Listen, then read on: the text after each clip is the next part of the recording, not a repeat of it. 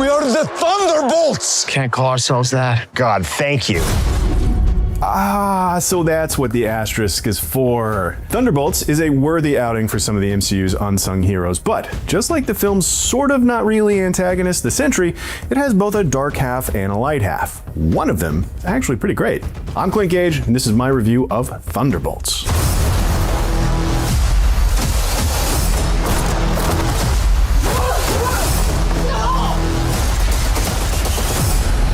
I'll admit I had a lot of hope for Thunderbolts going into it. Something's been in the air this last year, from the Doctor Doom and the Fantastic Four of it all, to the sense that we're through Phase 4's strange aimlessness and Phase 5 is working towards something, and it's all got me more intrigued. There's been a sense lately, something that Anthony Mackie has even said out loud, that Marvel is set to recapture some of its magic. Thunderbolts, for the most part, is moving in the right direction, with a solid and fairly unexpected ride for its band of anti-heroes. But early in the movie, there's a lot of exposition, and for a not insignificant amount of runtime, the movie belongs to Julia Louis-Dreyfus's Valentina Allegra de Fontaine, with Bucky Barnes kind of hanging on the periphery of her plotting in his new role as a politician.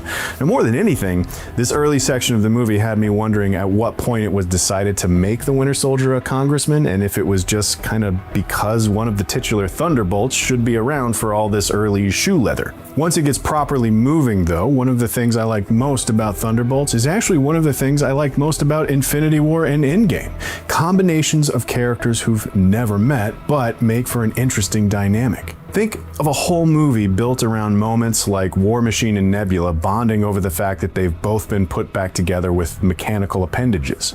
The moments between Red Guardian and Bucky are very charming as they just kind of idly chat about super soldier serums, and Yelena and Ghost kind of gang up on Agent Walker to make fun of his hat, which is to say his beat-up, valor-stealing Captain America helmet. And not only is it really funny, it's used at the right spot in the film to the exact right effect. Now, Marvel is kind of a factory at this point. Stories are almost always leading to the next thing more than they are concerned with what they're currently doing. The action kind of is what it is and only really evolves around the fringes, so there's rarely something new to look at in that department. An MCU movie really gets a chance to stand out if it can bolster its more sort of workman-like components with this kind of endearing material, and the parts of Thunderbolt's lighter half that work do just that. But it's an established relationship in Thunderbolts that shines the brightest. Florence Pugh and David Harbour were a blast as Yelena Belova and Red Guardian in 2021's Black Widow, and they're just as much fun here. The pair's father-daughter dynamic ranges from a real emotional need to embarrassing me in front of my friends. They're so clearly and so sweetly dependent on each other, it's difficult not to love them. And it doesn't hurt that Harbour is just chewing every piece of scenery he can get his metal teeth and Russian accent on. Oh, America's so big. You ever drive through Oklahoma? It's so flat.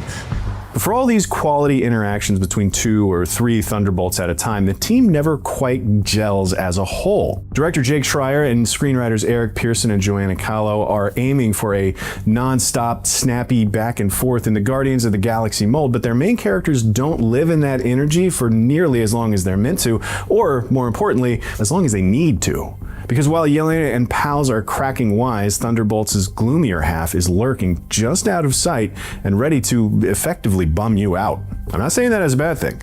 Lewis Pullman's Bob and his journey to become the Sentry is a story about mental health and extreme loneliness. There are days when Bob feels very bit the invincible Sentry, and days when he can't help but let the Void take over and wreak havoc. He's the exact right opposition for a character like Yelena, who's constantly questioning the things that she's done and how she should feel about herself. As Bob forces the members of the Thunderbolts to face the darkest times in their lives, the movie makes its most potent statements about how broken these people really are. There's actually a moment towards the end that had me scribbling in my little notebook in the dark in the theater. I wrote, "That's pretty f***ed up." Normally, half the time, I can't even read my own writing at the end of these screenings, but that one I do remember.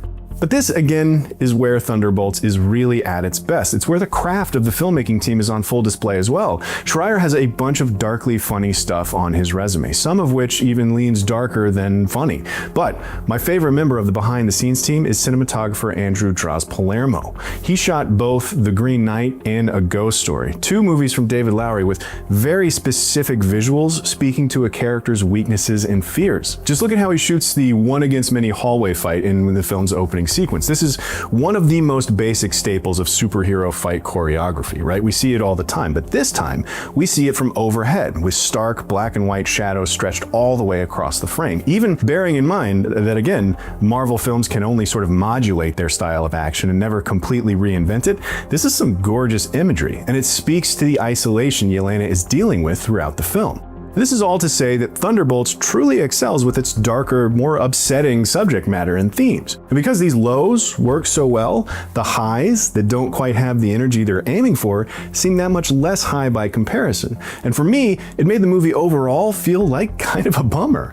A compelling and moving bummer at times, but I wasn't really feeling up for a silly round of petty bickering by the time the home stretch rolled around. There is one exception to that, which has to do with a chicken on meth that shows up in the third act. It was legit pretty funny. But think about the Guardians of the Galaxy and the way that it opens on a kid watching his mom die of cancer, and then nearly immediately follows it up with dancing and lip syncing through the title sequence, then forgetting he had a girl sleeping in the ship. Look, I'm gonna be totally honest with you. I forgot you're here. It's that sort of low moment to high moment that this movie is aiming for that it just didn't quite nail. Now, I do think there is some unfair pressure on this movie that I could be just as guilty of as anything else, but at this point, there is so much working against a Marvel movie. Phase 5 is wrapping up. We know that Fantastic Four and Doomsday and Secret Wars, they're all on their way, and that's something that's in the air around the excitement for the MCU means that we just want all these big titles to get here. There's a certain feeling that Thunderbolts is a little bit of an afterthought, like it's the last bit of business before we get back on track. At the very least, I would have been more intrigued with the movie had most of the cast's name not already appeared on the back of director's chairs in the Doomsday cast announcement video that took that whole day to reveal. Now, I may also sound like an old gray chin shaking his fist at the clouds, but I can also imagine seeing a post-credit scene in a different timeline where I didn't know the next 3 or 4 movies that were coming out and losing my goddamn mind about what it was revealing. And of course, it's naive to expect that, and I for sure don't, but it's a factor in how we watch a movie like the Thunderbolts, one that's sitting right here on the precipice of the thing we've been looking forward to for so long. Bucky, you have the wrong people. We have all done bad things. Yelena, who's carrying this movie, has always been a little anti-Marvel, going back to the way that she made fun of her sister for being a poser. She's just the tiniest bit meta, what makes her great. So it's fitting that at one point in Thunderbolts, she actually asks, what's the point? And this is a movie that is low-key wondering, is the MCU too big for a whole movie dedicated to a collection of side characters like the Thunderbolts? And the answer they come up with is, actually, yeah. They are alone. They are side characters that have to stick up for each other, and they are not the Avengers. Even though the climax, which we've seen in the trailers, takes place in and around Avengers Tower. Even though a lot of the visuals of that action sequence are pretty clearly meant to evoke the Battle of New York. And even though it references the 2012 Avengers film's production codename, which was Group Hug, this team is not the Avengers. Not yet, at least. And even with bigger MCU events on the horizon, kind of hope we don't hold that against them. We all have things that we regret.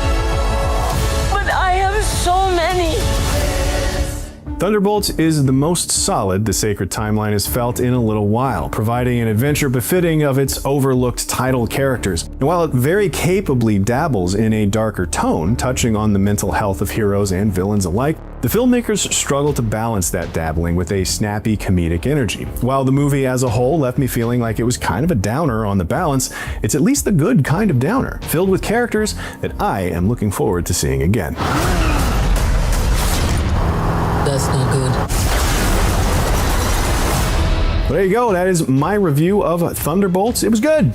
Better than okay. Not quite great, but real good. Let me know what you thought of the movie in the comments, and for more Thunderbolts, more Marvel, more scribbling notes in the dark that you can't read later, be sure to subscribe to IGN wherever you like to watch.